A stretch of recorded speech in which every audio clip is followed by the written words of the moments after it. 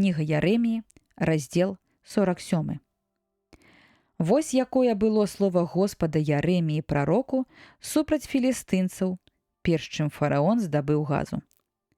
Гэта кажа Господ: «Вось жа, воды нахлынуць з поўначы, і будуць яны быццам ручай, які разліўся, і зальюць зямлю і ўсё, што на ёй, горад і жыхароў яго, і будуць крычаць людзі і загалосяць усе жыхары зямлі ад тупату капытоў дужых коней яго, ды ад шуму калясніц яго і грукату колаў іх. Бацькі не будуць звяртаць увагі на сыноў, бо самлеюць іх рукі.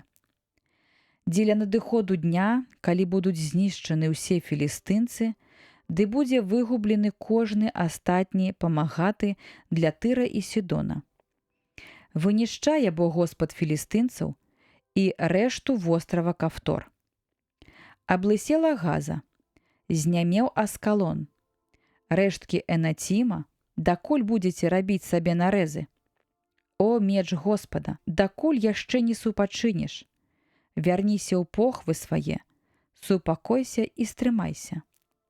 Але як ён супакоіцца, калі Господ даў загад яму супраць Аскалона і супраць узбярэжжа мора і туды скіраваў яго?